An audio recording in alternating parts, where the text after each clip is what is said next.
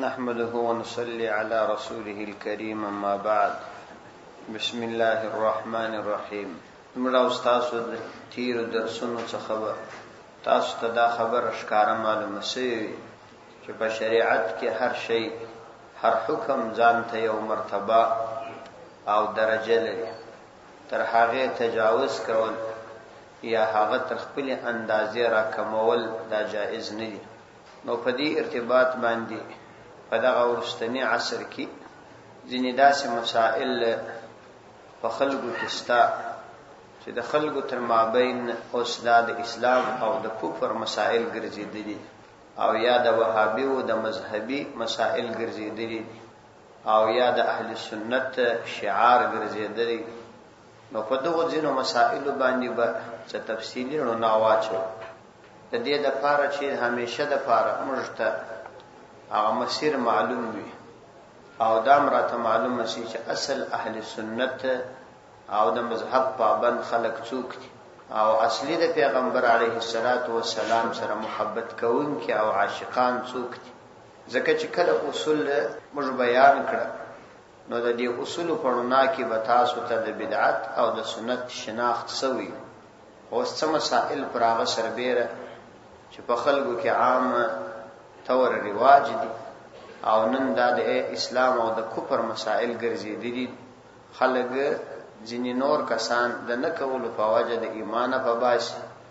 او یا کم از کم د مذهب په باسي د هغو په ارتباط به څه خبره کوو دا په دواړو طرفو کې شته ځینې کسان د مذهب یعنی په مذهب کې اوسېدل دا شرک او کفر بولي او ځینې فروعي مسائل یې د دې باعث ګرځولي چې خلک د ایمان په وباسي په هغه باندې به ان شاء الله خبره کوو لکه رفع الیدین امین بالجهر او دا غرنګ د امام شاته الحمدلله ویل دا ټول هغه مسائل دي چې په شریعت کې فقط د مستحب اختلاف دی پکې چې د امام ابو حنیفه رحمت الله علیه په نسبت باندې امین قرار ویل مستحب او د امام شافعی رحمت الله علیه یا د نور مذاهبو کې امین په زور ویل مستحب او افضل لیکن ځینو کسانو دغه مسائل د کفر او ایمان مسائل بللی هل تا کچا امین په زور نه وای یا رفع الیدین نکول او یا د امام شاته الحمدلله نه ویل نو هغه د ایمان نه باسي هغه ته مشرک وای دا ټول حرام اعمال دي د دې څخه ځان ساتل پکار نو دا سی او مسله چې عام طور اوس په خلکو کې د هغه د دولسمه مسله چې دا هم فرع په خلکو کې ګرمه شوی او د دې د لپاره باقاعده مستقل کاغذونه چاپیر او بیا د یو کتاب پر ځای د 500 کتابو حوالی ورکړل کیږي ترڅو چې دا خبره په خلکو کې شخ پرسي او د خلکو په ذهنو کې فرضیت ثابت شي چې دا فرض ده څومره حوالی چې څومره کتابو ته د دولسمه په ارتباط علما ورکړي د ټول حوالو څخه آخري شی دا راوځي چې دغه ورځ باندې ک یو سړی د منکرات څخه پرته یو خیرات یا یو بل د خیر کار وکړي نو دا روا او جائز کار دی څومره ډیرو کتابو ته چې حواله ورکړل شوی کدا زموږ د مذهب کتابونه دي ک نور کتابونه دي آخري نتیجه یې همدار اوسي هیڅ یو عالم په ټول عصر کې په ټول زمانه کې دا نه دی ویلي چې دولسمه فرض او واجب او یا سنت مؤکد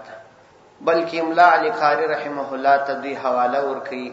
او یا د مثال په توګه ابن حجر عسقلانی ته ورکي او یا ځین نور علما ته ورکي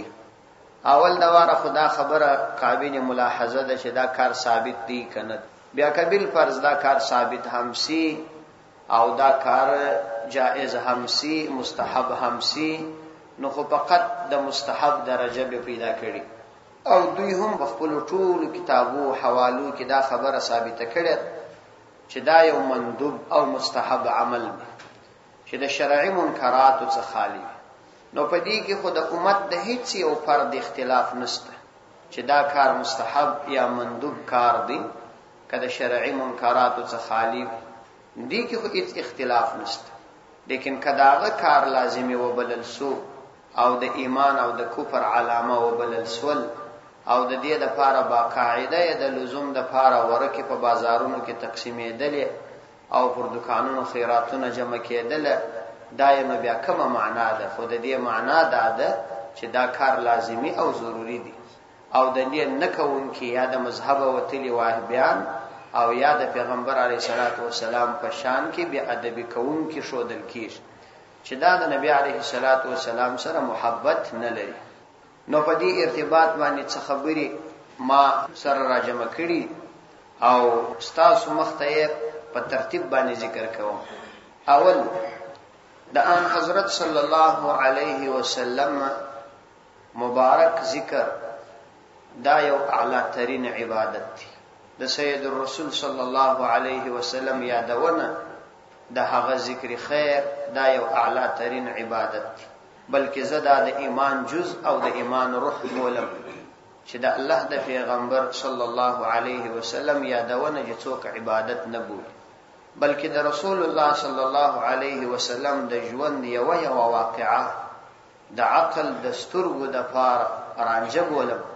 یعنی عقل د پیغمبر علیه الصلاۃ والسلام په مبارک واقعات باندې روشانه کیږي. د ان حضرت صلی الله علیه وسلم ولادت مبارک، د صلی الله علیه وسلم جهاد، د صلی الله علیه وسلم ځواني، د صلی الله علیه وسلم بعثت، د صلی الله علیه وسلم دعوت، د صلی الله علیه وسلم جهاد، د صلی الله علیه وسلم قربانی، د صلی الله علیه وسلم ذکر او فکر، د صلی الله علیه وسلم منځ او عبادت، د صلی الله علیه وسلم اخلاق او شمائل، د صلی الله علیه وسلم صورت او سیرت، د صلی الله علیه وسلم زهد او تقوا، د صلی الله علیه وسلم علم او خشیت، د صلی الله علیه وسلم ناست ولاړه تلل بدیدل، د صلی الله علیه وسلم صلح او جنگ، د صلی الله علیه وسلم ناراضتیا او غصه، د صلی الله علیه وسلم رحمت او شفقت، تبسم او خندا. مطلب دا چې د صلی الله علیه وسلم هر فعل، هر یو حرکت او سکون د تمام امت د فارق اسوه حسنه او د هدایت تر ټولو واضحه لار، بلکې د تعلیم او تعلم او د ټولو مسائل او مذاکرات او خلقو ته ورشودل دا د امت فریضه ده. یعنی د هر امتی دا فریضه ده چې کوم شأن ما ذکر کړل د دې ټولو تعلیم او تعلم وکړي، یعنی خپل یې هم زده کړي او نور ته مروش، او دا د ټول امت فریضه ده. بلکې یوازې د رسول الله صلی الله علیه وسلم یادونه عبادت نه بولم، بلکې د سره چې د کوم شأن مناسبت او تعلق دی د هغو ټولو شأنو یادونه او تذکره هم عبادت دی. د مبارک صلی الله علیه وسلم احباب، صحابه، ازواج مطهرات، اولاد، خدام، عمال چې د کوم خادمان و کوم کاریګری و، د مبارک صلی الله علیه وسلم د لباس، لنګوټه، حتی د تګ، حتی د خوب، د آسانو، د تورو او د نورو ټولو شأنو چې د سره تعلق لري د هغو ټولو تذکره دا د ایمان حصه ده، دا بهترین عبادت دی. ولی اصل کې خدا شأن غرض نه دی، اصل کې خود د سره محبت او د سره تعلق دا غرض دی. نو کوم شأن چې د سره تعلق وي د هغو یادونه هم د په مناسبت عبادت دی صلی الله علیه وسلم. یو خبره ده. دوم خبره ده د ان حضرت صلی الله علیه وسلم مبارک ژوند پر دوه حصو تقسیم دی. یو حصہ د ولادت شریفه څخه نیولې د نبوت څخه لږ مخکې ختمیږي، او دوهمه حصہ د نبوت او بعثت څخه نیولې بیا تر وصال پورې ختمیږي. د رسول الله صلی الله علیه وسلم دغه دوی حصے زندگی امت ته راغله. اوله حصہ چې د پیغمبر علیه الصلاۃ والسلام د ولادت څخه را شروع او بیا د رسول الله صلی الله علیه وسلم تر بعثت، چې بعثت او نبوت لا بخښ راغلی نو، چې دا 40 کال ژوند دی. د دې 40 کال زندگی واقعات د پیغمبر علیه الصلاۃ والسلام تفصیلی مکمل په احادیث او سیرت کتابو کې نه دی راغلي، بلکې ځینی واقعات یې ذکر شوي دي او ځینی یې نه دي ذکر شوي. د حدیث او سیرت په کتابو کې هغه سی واقعات او هغه پیښې چې د په 40 کلنه ژوندۍ کې راغلي دي هغه تفصیلی نه دي بیان شوي. او د مبارک دومه حصہ د ژوند چې دا هغه حصہ ده چې په دې کې قران را نازل شوی، او دا هغه حصہ ده چې دای په دې حصہ کې په نبوت مبعوث شوی، او قران کریم هم امت په دغه دومه حصہ کې د پیغمبر علیه الصلاۃ والسلام په پیروي امر کړي، او د نبی علیه الصلاۃ والسلام مبارک ژوند دی د تمام انسانیت د لپاره یو بهترینه نمونه بللې. چنانچه قران کریم کې الله تعالی فرمایي لقد کان لکم فی رسول الله اسوه حسنه، ستاسو د لپاره د رسول الله صلی الله علیه وسلم په مبارک ژوند کې بهترینه نمونه. او دا چې الله تعالی فرمایي وما آتاکم الرسول فخذوه وما نهاکم عنه فانتهوا، کوم څه چې تاسو ته د الله تعالی پیغمبر راوړي نو دا واخلي،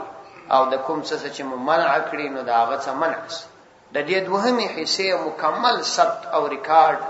د حدیث او سیرت په کتابو کې په کامل شکل باندې موجود دي، یو ذره تغییر او تبديل نشته پکې، او داسې محفوظ دي چې ګواکې یو انسان یې وګوري او مطالعه او سوچ وکړي نو دای به دا فکر وکړي چې ګواکې سیدنا رسول صلی الله علیه وسلم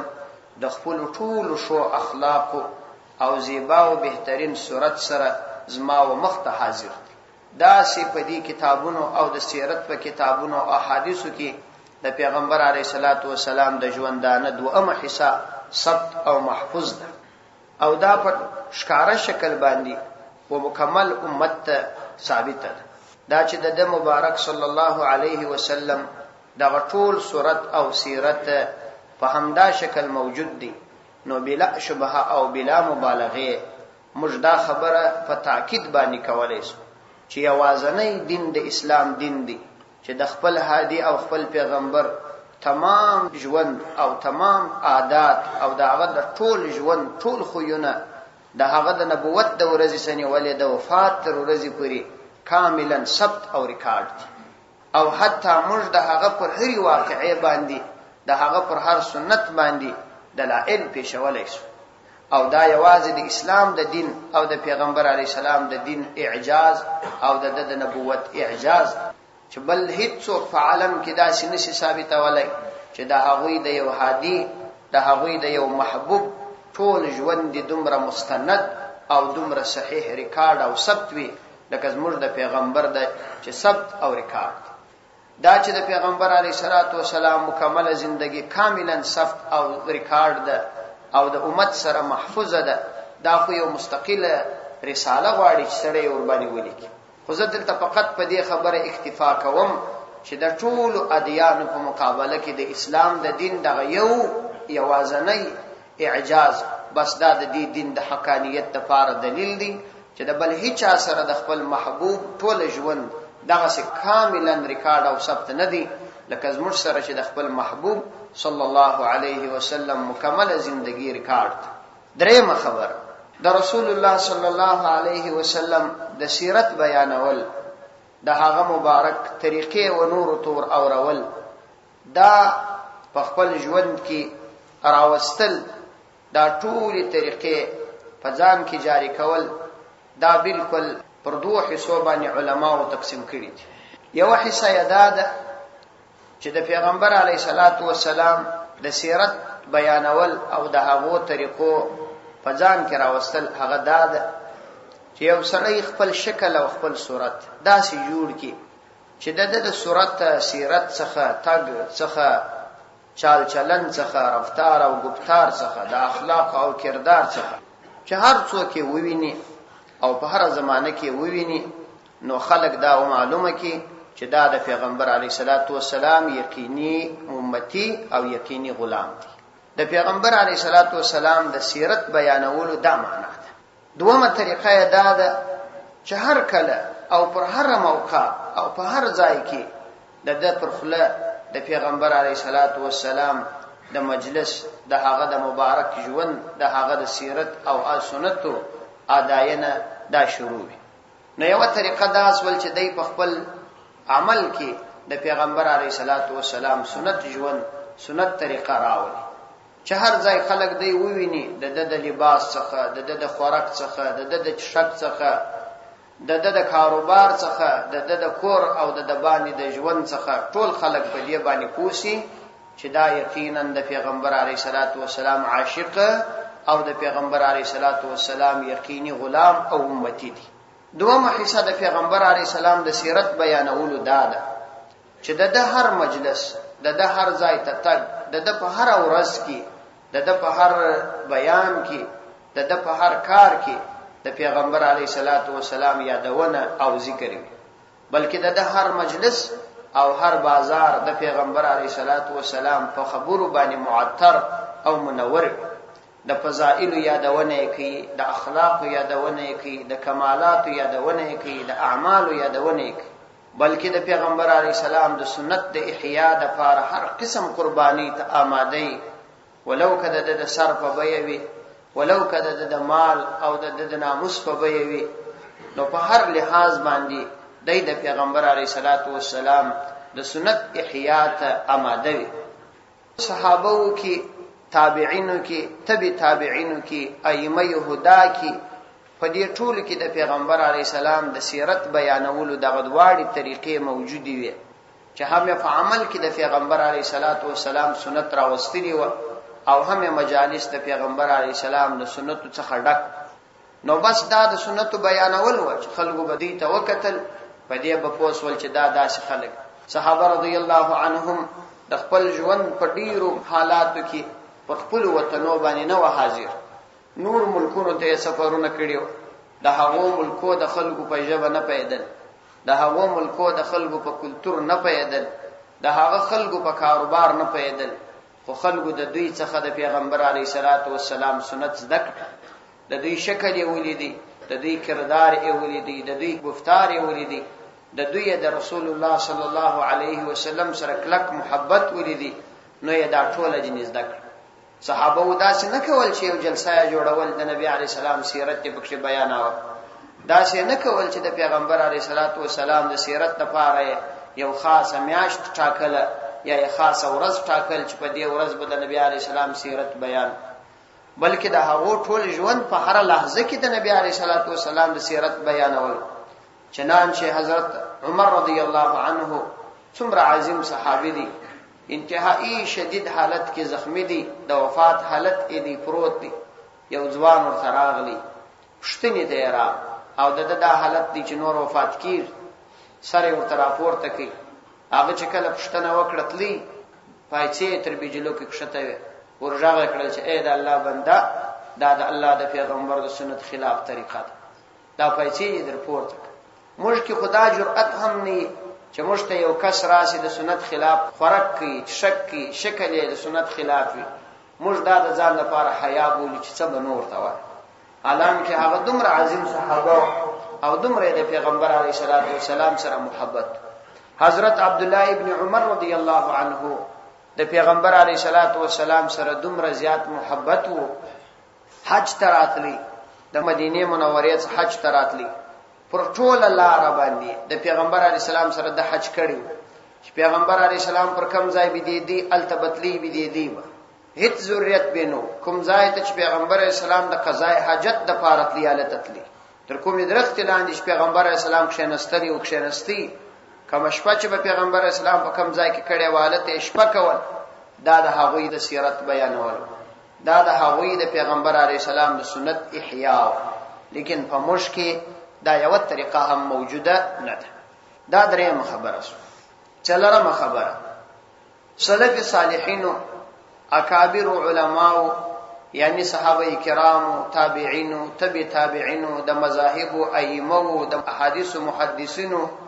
تر 400 صدی پورې په امت کې هیڅ چا د میلاد النبی په نامه محفل نه دی جوړ کړی،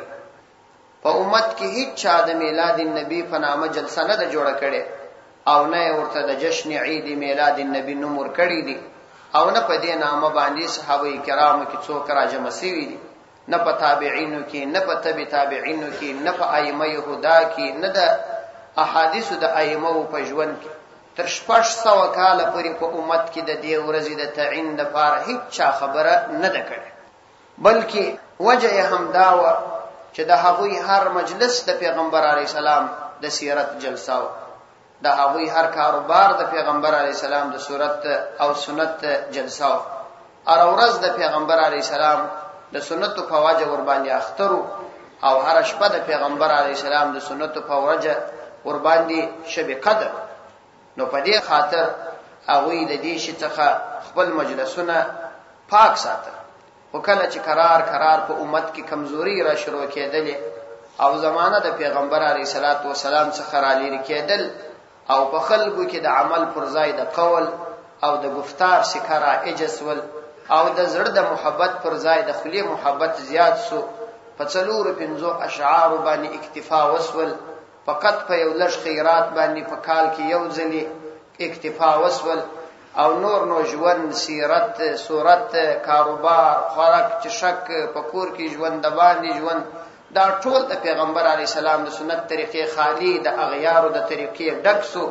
نو بعضی کسان را ولانسول د دې د پاره یو طریقه ایجاد کړه، هغه دا چې د دې د پاره په کال کې یو ورځ وټاکل چې په دغه ورځ باید موږ د نبی علیه الصلاۃ والسلام سیرت بیان. په دې باندې به ان شاء الله زه تفصیلی خبره درته کوم، خو بیا هم په دې امت کې د پیغمبر علیه السلام د سنت احیا، د نبی علیه الصلاۃ والسلام سره محبت دا کم شو، خو کاملا په دې امت کې نه دی کم شو، ځکه دا امت داسې یو خیر امت دی چې داسې خلک اوسم الله تعالی په دې امت کې پیدا کړي چې هغوی خپل ټول شکل او خپل ټول ژوند د نبی علیه السلام د سیرت په انداره کې ګوري، خپل مخ ته د پیغمبر علیه الصلاۃ والسلام د سیرت انداره یې شه ده، او خپل شکل او خپل صورت د پیغمبر علیه الصلاۃ والسلام د مبارکي طریقې مطابق جوړوي. حتی پیغمبر علیه الصلاۃ والسلام یو سنت دومره ورته محبوب دی چې د سليمان علیه السلام تر پاچهي او د قارون تر خزانو زیات ورته قیمتي دي. د همدې د پاره د هغو خلکو د نن په هغه وطن کې چې د پیغمبر علیه الصلاۃ والسلام اهانت یې کړې و، دا و په دفتر کې مردار کړ.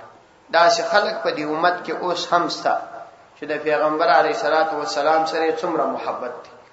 او څومره یې د پیغمبر علیه الصلاۃ والسلام د پاره خپل خوږه زندگی،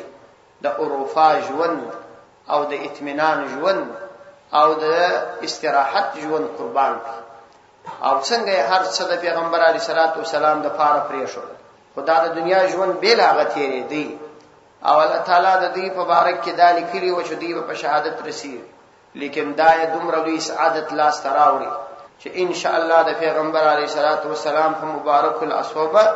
د قیامت په ورځ د حوض کوثر څخه اوبه کیږي. په امت کې داسې افراد وسمست چې د دې سنت او د دې دین لپاره د قربانۍ ته آماده دي، لیکن په دې به اعتراف وکړو چې دا ډیر لږ، دا کسان ډیر لږ، ما غوندي بیکاره، ما غوندي بے علم او بے عمل انسانان په دې امت کې وس ډیر چې شکل یې، صورت یې، کردار یې، کاروبار یې د پیغمبر علیه السلام د سنت طریقې خلاف دي، پکور کې زندگی د سنت طریقې خلاف دي، د باندې کاروبار د پیغمبر علیه السلام د سنت طریقې خلاف دي، د پکلی کې د الله د پیغمبر د سنت سپکاوی کیږي، په علاقه کې کیږي، روزانه په صلحاو د پیغمبر علیه السلام سنت تبا کیږي، لیکن د په دې اکتفا کړي چې فقط په یو ورځ کې یو څو اشعار وویل شي، او په یو ورځ کې یو څه خلک راجمع شي،